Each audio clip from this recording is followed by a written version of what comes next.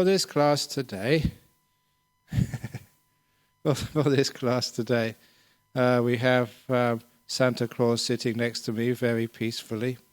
And many of you may wonder what that's doing here. But actually the word Santa, it's not a Latin word. It actually comes from the Indo-Aryan roots, meaning peaceful. And this is actually what Santa means. It means something which is peace. Some of you may know the Sanskrit form, Shanti. So this is Shanti Claus. In other words, peaceful Claus. And it's very peaceful, just sitting there, doing hardly anything. And that's actually how we meditate as well. To learn how to be still and learn how to be peaceful. And once you understand that this meditation is about being still, it's very clear that all the effort, all the doing, all the controlling, all the working, all the aiming, all of the goals you set in meditation will actually be counterproductive and will make you work even more. Even the biggest problem when people start thinking, and they try and stop their thinking. And how on earth can you stop your thinking as an act of will? It is actually the act of will which starts the thinking in the first place and keeps it going. So really, if you are bothered with thinking, just let it be. Letting it be is another word for actually just observing and doing nothing. Not controlling, not being a policeman of your meditation, but just being a casual observer. In fact, being something more than as a casual observer, someone who's celebrating just being in this moment. So it's not just observing with equanimity, it's putting a bit more joy and value into just what you're doing. And by putting that joy and value in what you're doing, just the same when you celebrate Christmas, you enjoy it whether you're a Buddhist, a Muslim or whatever. It's a nice time for people to take a day off work, and actually many days off work, and just to have a bit of a rest and enjoy oneself in the same way that meditation is a way of taking 40 minutes off the busyness of our lives and just enjoying ourselves in the moment and celebrating peace. If we celebrate peace, you'll find that peace stays. If you take it for granted, even though you know it's worthwhile, but you take it for granted, it will disappear. It's one of the reasons why the monks disappear for 3 months at the monastery every year. If we came and taught every afternoon and every Friday, I don't think we'd be valued. But when we disappear for a while, that's a great way of being valued. So sometimes we take these things for granted, even peace, for granted.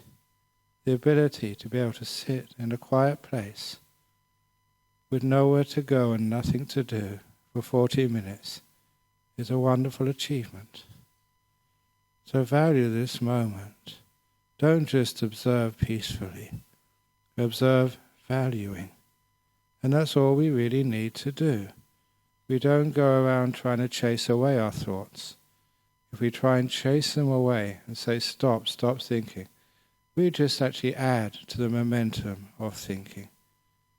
Here we observe, we let things be. Sometimes people want to have a little bit more instructions on how to stop thinking. So I developed a little simile, which is every one of you will be able to understand. It's a simile of, actually I'm not quite sure, well, looking around, many of you are old, so you maybe understand. It's the old cinemas you used to go to. Of course, people just get movies on the internet now, so they don't need to go to cinemas, they watch it on the computer or TV. But in the days you would go to the cinema to watch a movie, you'd be sitting in your nice upholstered chair, and you'd be watching this movie play on the screen. And after a couple of minutes, you'd really get involved in that movie, sucked in as if you were acting on that screen. I used to remember people doing this when I was young and watched movies. I'm sure they do this these days. Somebody creeps up behind the hero, and somebody in the audience in the movie theatre shouts out, "Look out, behind you!" Remember that happening? I do. Well, they can't hear you. It's a movie. That's been shot many months or years ago. But nevertheless, you can see what that signifies is somebody really gets sucked into the movie, and as if they are right there. And when the lovers meet, oh, they start crying. You ever gone there with the girls? I remember going with the girlfriends when I was young. And just they would cry. So, what are you crying for? It's only a movie. Oh, shut up. You're not romantic enough. Or they get scared when it's a very frightening movie. But if you always remember you're just sitting in the chair and you're just watching this on a screen, you'll find you don't get attached. You don't get caught up. You don't get sucked in. You have some degree of detachment. And that is a wonderful way of dealing with thinking in the mind. Just put it out there as if it was on a screen, on a movie which you are watching or hearing. And you are sitting in another place, deep inside of yourself, just like sitting in the upholstered chair of the movie theatre. And as soon as you get that distance between you and what you're thinking about, or what you're feeling, you get that distance, that separation, that detachment, you'll find that you don't get caught up in the thoughts. Somebody may bang the door in the middle of the meditation. If you can have that little separation, you find it's just a noise, that's all it is. It's not anything which disturbs you. If there's somebody who, well, actually maybe you, who coughs or something, if you get sucked into it like you get sucked into movies, you really get upset. But if you can get that little separation, that distance between you, the observer, and the observed, you will find that the thoughts are just that, they're just thoughts. They don't suck you in. They lose the source of their energy, and they just fade away. There's nothing of interest to keep them going. So just that little metaphor, that just way of looking at what you're experiencing, putting a space between you and the thoughts and the emotions, whatever it is, you'll find that's called detachment, and you'll find all those things will just fade away. It's also the same as I keep telling every Saturday afternoon when I'm here. Let go of the past and the future. Why is it so hard to let go of this past? Why is it so hard not to worry about the future? Again, just like the movie, we get sucked into it. And our future becomes more real than our present moment. All our plans and dreams and stuff, that becomes our reality. Just like getting sucked into the movie or in the TV production. I remember some years ago, I was reading, it's amazing what people do. It's lovely being a monk because you're outside of this, you don't watch TV or movies. But I remember reading there was some film, and I think it was one of those soap operas in England or something, Coronation Street or something. And there was some very, very bad thing happened in that series. Somebody got put in jail for something they didn't do. And people actually wrote to their parliamentarians and complained.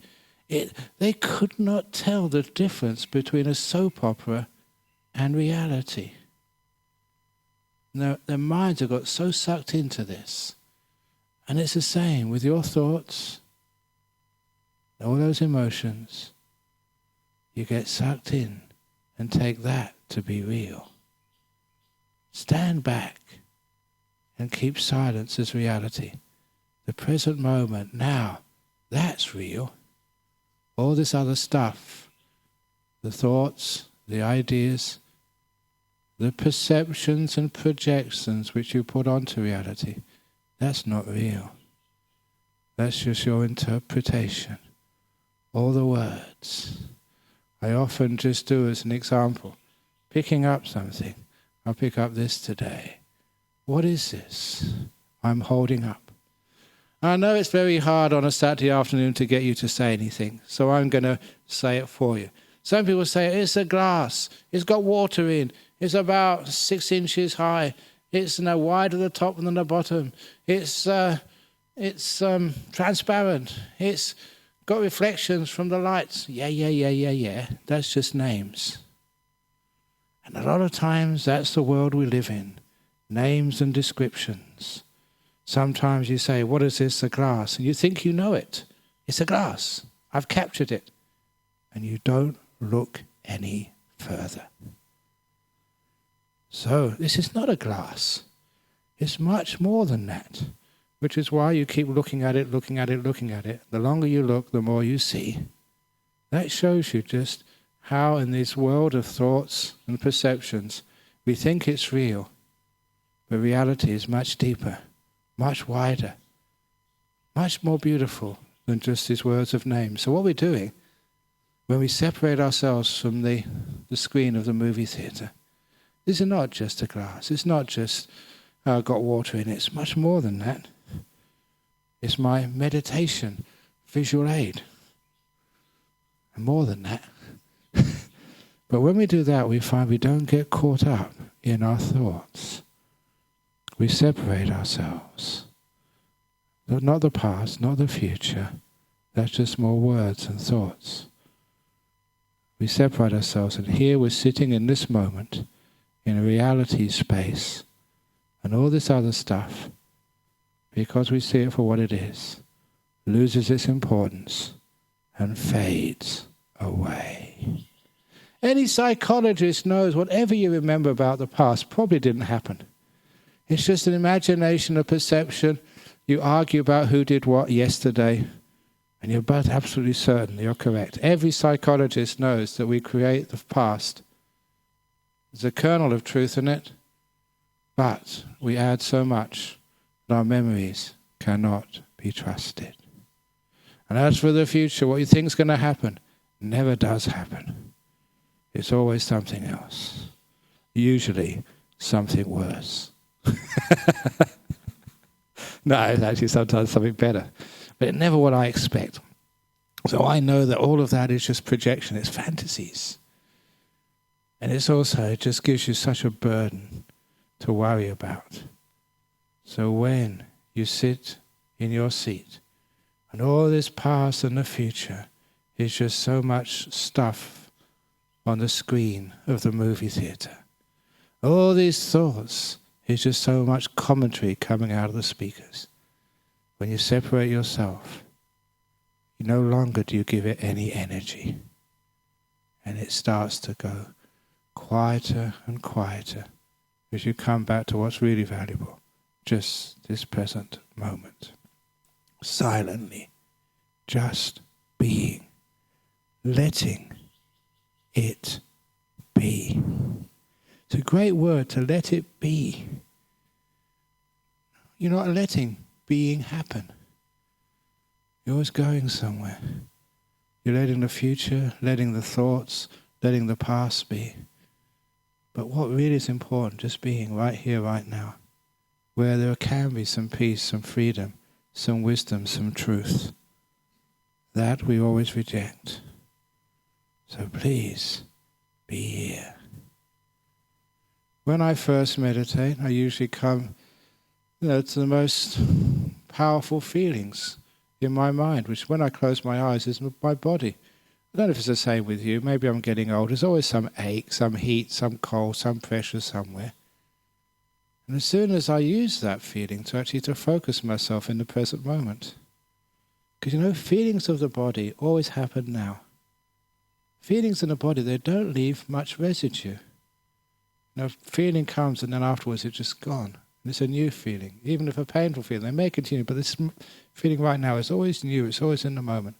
It's one of the reasons I ask people if they have a lot of trouble stopping thinking, going out into nature, letting the rain fall on their face, getting soaking wet, feeling what it's like to be wet, taking your shoes and socks off and just walking on the grass or on the pavement, feeling what it's like. Because when you get into physical sensations, you feel alive. Listen to the sound of the birds. Feel the wind on your face. All of these things bring you into this moment, these physical sensations. And if you can do that, you can stop thinking. So I do that when I start meditating. I feel the body. Sometimes it's not that pleasant, but it's not that unpleasant. It's just bodily feeling. And it focuses me in this moment. And if it is a little bit unpleasant, it's very easy to deal with. As I keep saying again every Saturday afternoon, I give it kindness. You know what it's like when you give kindness to things? They change. I call it the Prince kissing the frog. Once upon a time, there was a handsome prince who was very wealthy. It's Christmas, okay. So time for a fairy story. There was a handsome prince who was walking down the road somewhere, and he saw this very ugly frog with warts on her. And the little frog called out, "Hey, I'm not really a frog. I'm this drop-dead gorgeous hot princess who's had a spell put on her by some wicked witch. Just give me a kiss, and I'll do whatever you want." And the prince kisses the ugly frog. And of course the ugly frog turns into this beautiful, wonderful princess, and they all live happily ever after. Now what is the meaning of that story? Your ugly frog of a body with warts on it and everything else. Ugh, yuck. Who would want to kiss that? But you kiss it. In other words, you embrace it with loving kindness, with compassion. And, this is actually where that story comes from, I reckon. Because if you give compassion to a painful, hot, tired, aching, old, ugly, warty body, give it loving kindness, it turns into a beautiful prince or princess. That's what my body does. You're aching the knee. Mindfulness and compassion, it's all right. And then the pain disappears. Everything starts to relax. It becomes free. It becomes just this beautiful body, able to do whatever I want. That's what happens with compassion. So I start with the body just to focus myself in the present moment and to stop any thoughts I have of seeing the builder afterwards or whatever. Stop all of that. Feel the body, come into the present moment, give it compassion, and everything starts to relax. You're in the present moment, you're sort of a comfortable body, and you've also started the mindfulness and compassion, which is so important. Your body's relaxed, then you do the same thing to your mind. All the pain of the mind, which is worries about the past, anxieties about the future, all that stuff which has happened to you, all that tightness and heaviness inside your mind. Give it a kiss. You're all right, mind. It's okay. And then it turns into this beautiful, holy mind. A mind of peace, of kindness. That's actually how you stop the thinking. And that is how you develop deep meditation. So whatever problem you have in your meditation today, regard that as the ugly the ugly frog,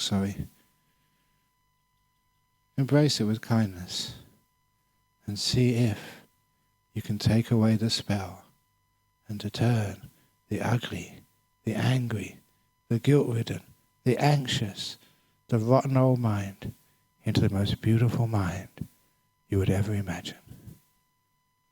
Agra, cadabra, pizzazz, whatever it is. Anyway, so there we go. I don't know any spells these days.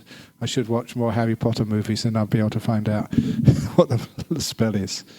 So, there we are. That's the meditation instructions today. So, if you'd like to get yourselves nice and comfortable, if you're not already,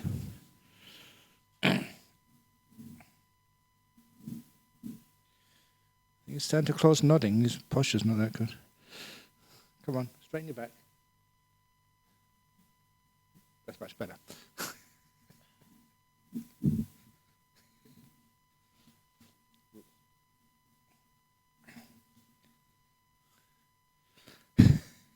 Very good. Okay, close your eyes. And as I said, with your eyes closed, see if you can become aware of your body.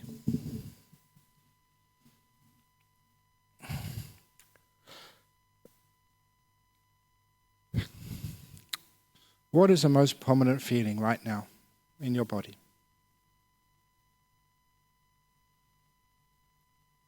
If it's something which you can ameliorate by moving something, then move. Adjust the legs, adjust the bottom, scratch yourself. Sometimes I make this joke, I repeat it every 3 months because sometimes people have got bad memories. that because in this type of meditation we close our eyes when we do this meditation. So anyone who wants to pick their nose or put their finger in their ear, please feel free to do so. No one is watching you. Don't open your eyes. So be kind to yourself.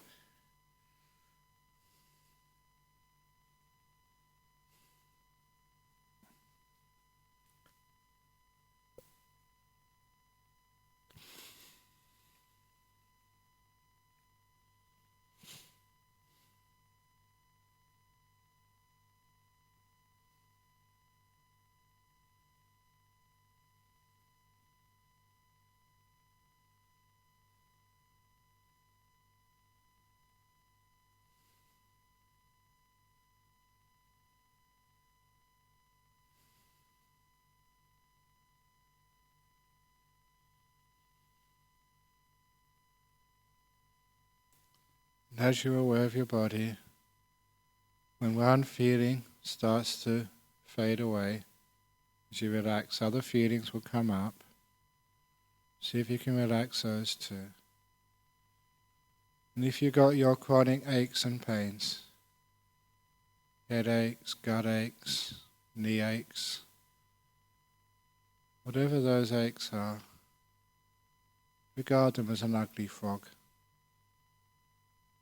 See if you can really embrace it with kindness.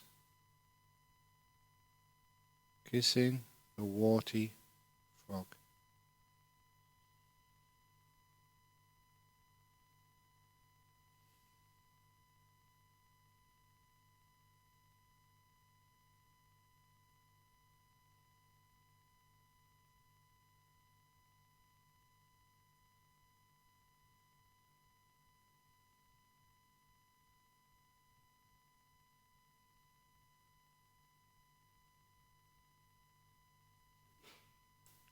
At the very least, imagine you're sitting in a movie theatre or at home on your sofa watching a movie on TV, and all these feelings in the body, the aches, the pains, the tiredness, whatever it is, separate yourself from them as if you, the observer, are sitting in a chair and all these feelings, sensations are being played out on a screen a few feet in front of you.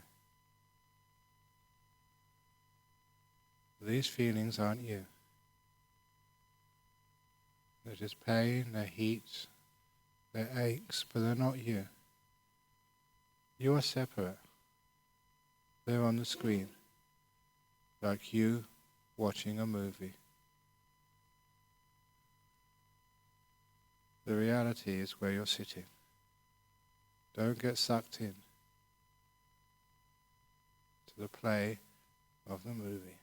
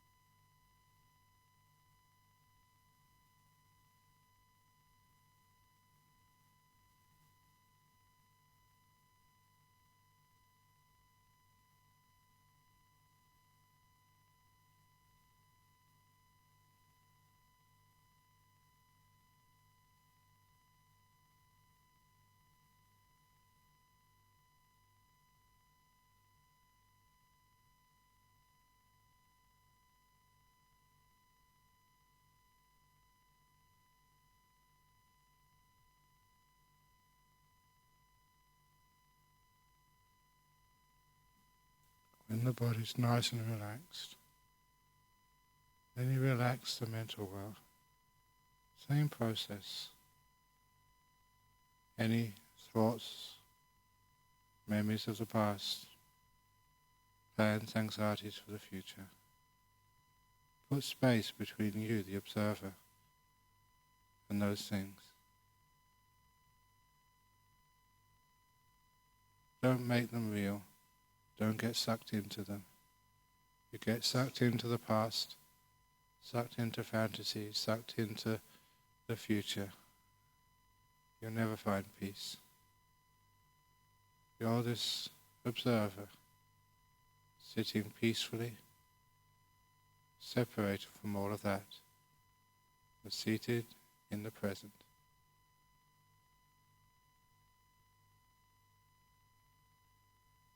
Let all the past and future go. Let this moment be. Value being rather than controlling.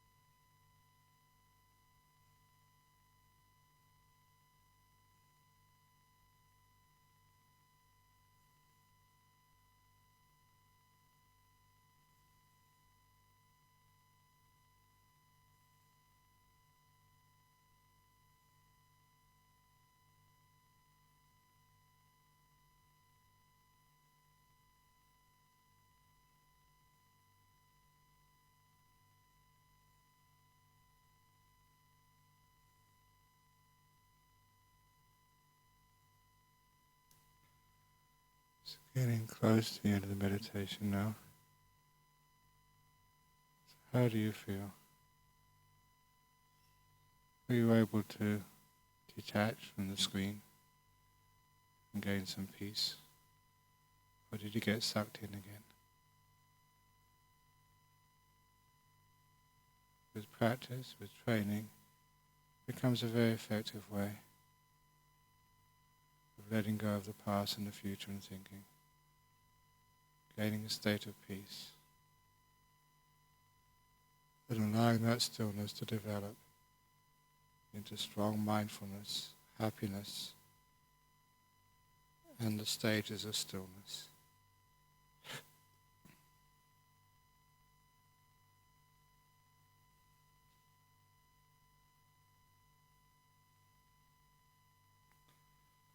I will now ring the gong 3 times.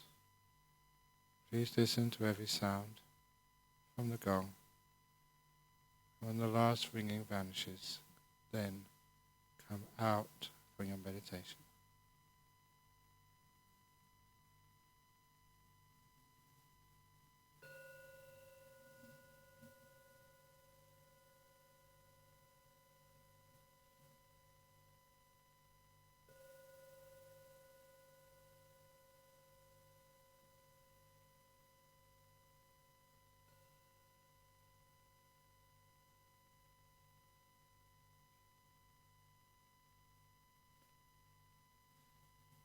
Very good. So we have reinstituted the question box. So if anyone has any questions about meditation, please, not about the government, not about marriage, not about kids, about meditation, then we can have these questions answered on a Saturday afternoon. And this one takes precedence because this is from somebody here. For Ajahn Brahm, I have done metta bhavana some time back. I got a bright light in the form of the landscape, but I never got a source light. I learned meditation from a monk from my country, and when I came to Australia and started doing anapanasati, then I got the light as well as a bright source. Once the source got bright, and it starts to pour over me like a waterfall. This happens once last year, but it never came back. When I meditate at home, none of these lights comes. Even though the light comes, I never get piti or sukha.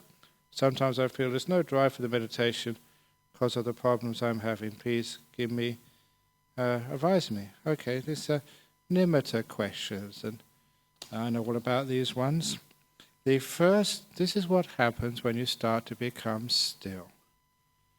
When you start to become still, many things disappear, such as the awareness of the body, sounds, feelings in the body. They mostly disappear.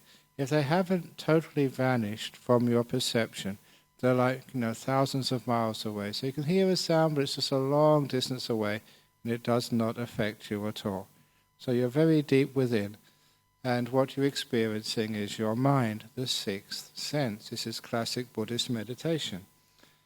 I don't make this up, this is actually from the time of the Buddha. The Buddha taught like this.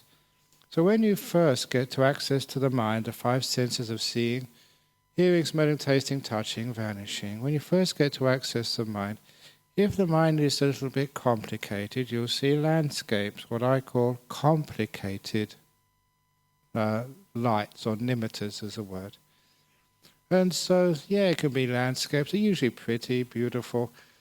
But if you wish to take it further, to get just a very simple light, the simpler, the better. What you can do is that in that scenery, that landscape, whatever, there'll always be one part which is more beautiful than the rest. You focus on the more beautiful.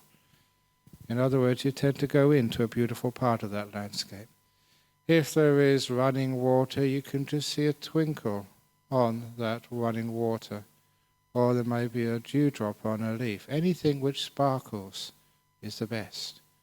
You just go to that sparkle, and that turns into a beautiful single light. The nimittas which will take you deep into meditation. And just me saying that is enough for you to actually to do that.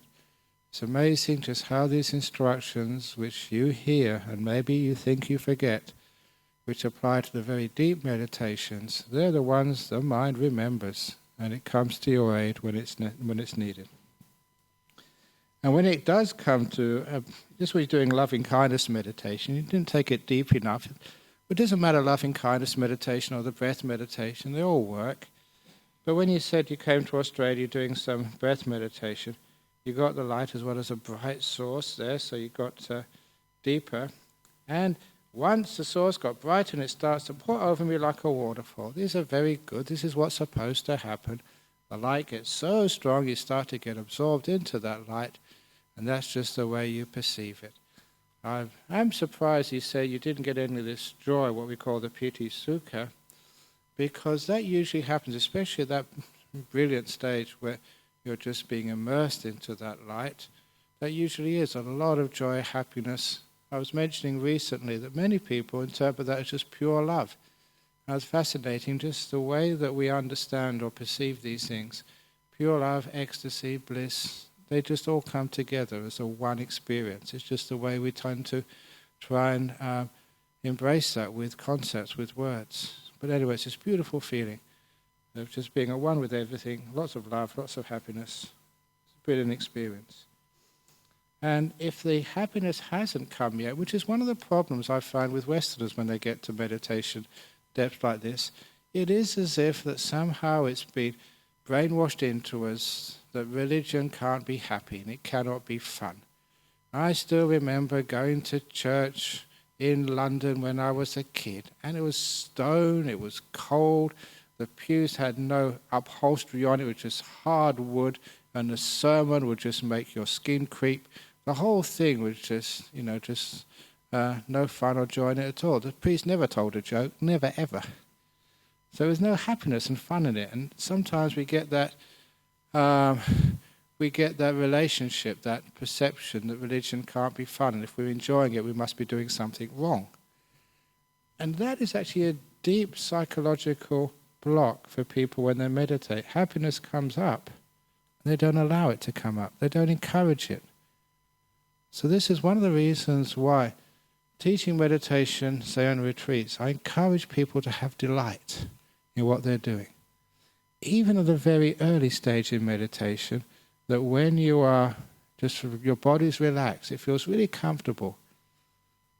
Notice the delight in having a comfortable body. It just feels so good. It's that cozy feeling, as I keep mentioning, when you first wake up in the morning, you don't need to go anywhere, you're just in the bed having a good time. That cozy feeling. Develop the delight early as possible. And when it's peaceful, just notice it's a delightful thing to have a peaceful mind, to be free. And when you develop the perception of delight in these things, you don't take it for granted. You actually see this is beautiful, this is lovely. Then when you get to things like watching the breath, it's so easy to watch. It's just so delightful. Breath going in, going out. You're actually encouraging this joy. And then you will find when the light comes, because you're looking for the joy, you will have heaps of joy. And it's important that happens. Because when you get lots of joy like that, not only do you want to meditate again and again, but it keeps your attention sort of glued to the object. It's just too much fun. But the thing is that now it never comes back again. Yes, that's the most common problem. Simply because you want it or you expect it. It's a wanting and expecting is a big block, which is why many, many people have these experiences once and they love it so much they can't get it back again. Why? Because they want it. And all wanting will stop you being peaceful. All expectation. It's going to happen. I know it's going to happen. I was here before and this is what happened next. That blows the whole thing. So your job is to be still. Still as you possibly can. Which means no wanting, no expectations. Just totally passive, still, relaxed, open, just being. Comes, it comes. It doesn't come, it doesn't come. All the same. Then it comes. That's how these things happen. Thank you. Standard question, standard answer. This is what happens. But good. You have some experiences. And this is what you can expect if you really get into this meditation a lot. What I keep on calling the bliss better than sexual orgasm. And I mean that. That is no exaggeration. In fact, I know that one person who, they criticized me for saying that. He said, look, you shouldn't put those two things in the same breath. The bliss in meditation is way, way in a different league. Way higher, more beautiful, more pleasurable than sexual orgasm. I said, yeah, but people can't understand that. It's still a very good marketing slogan. Anyway, question 1 from Thailand. How to get myself to sit on the cushion? I always seem to have an excuse not to go there. Thank you. In other words, not to meditate. Please, when you have your jobs you have to do in the day, please get meditation out of the way first. Put that number 1 in your list. Prioritize it. We always try and get everything else out of the way, and then I'll meditate. No. Get meditation out of the way first, and then you can do all those other stuff. And you will find that then you will do all that other stuff with greater efficiency and with wasting less time. It's all about efficiently using your time. Meditation, that's why it's very common in every part of our culture these days, simply because it makes you more productive. So it's just a matter of reprogramming your priorities and making sure that all that other stuff, goodness, I have lots of stuff to do as well. I'm probably busier than any one of you here, the amount of stuff I have to do, but still you always find time to meditate. Why? Because you love meditating. Ajahn Chah used to say, well, this is from Thailand, how do you get yourself to eat? I mean, it's amazing how busy people are. They don't have any time to eat these days.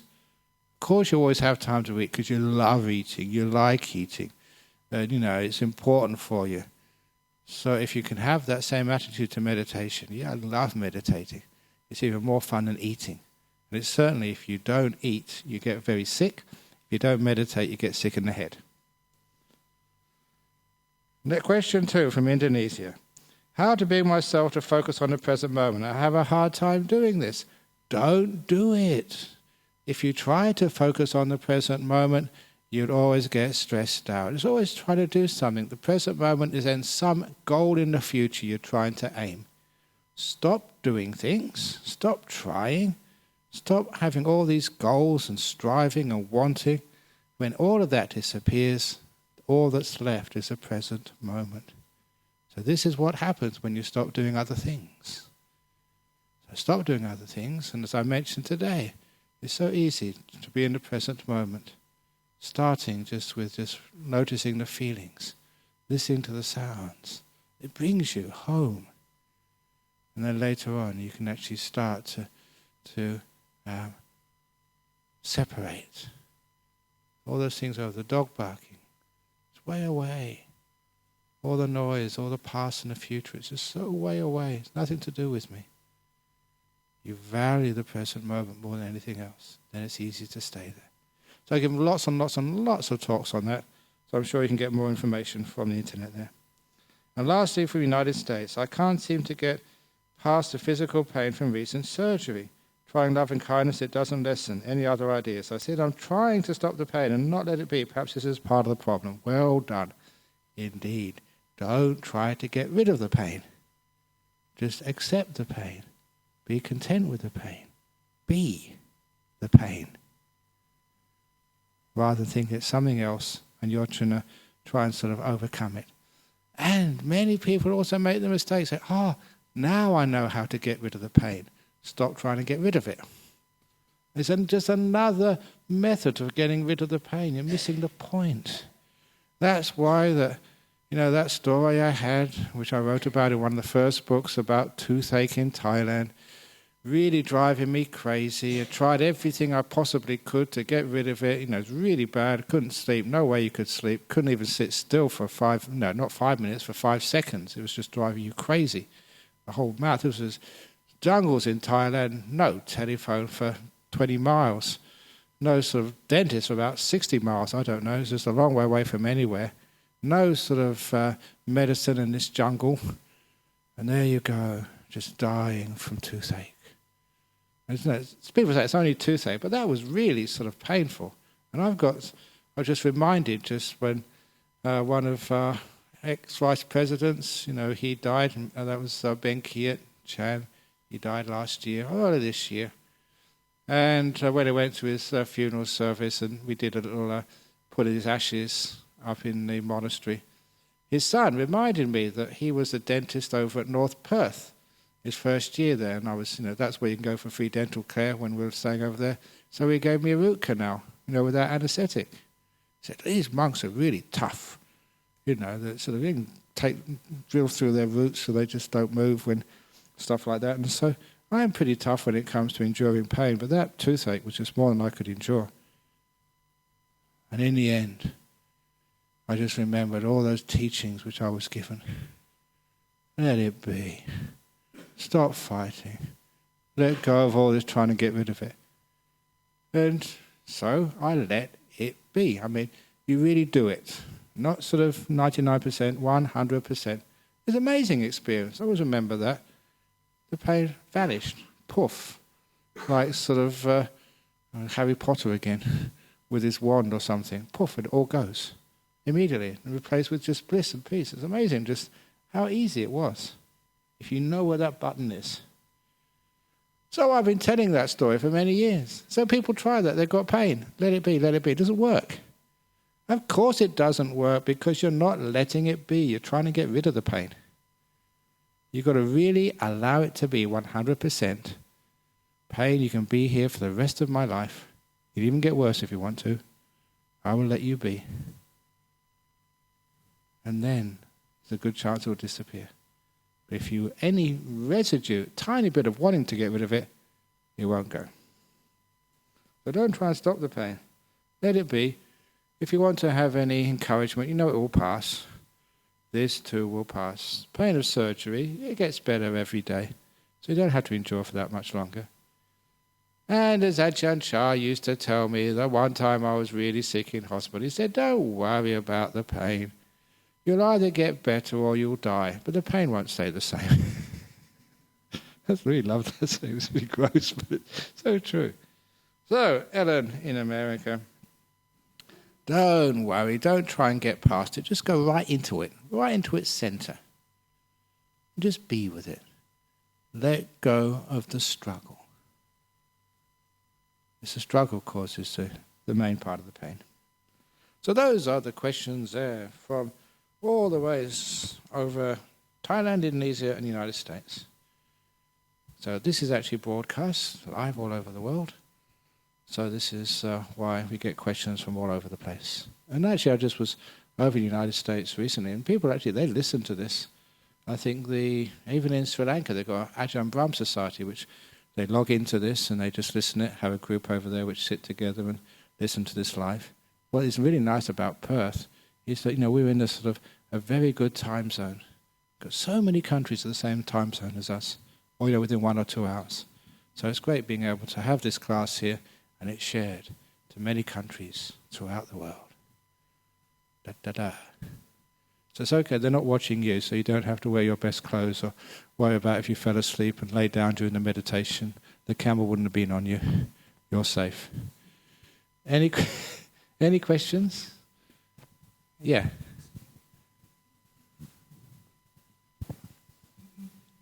Ajahn, just going back to nimittas. Yeah. I was actually intending to ask this question.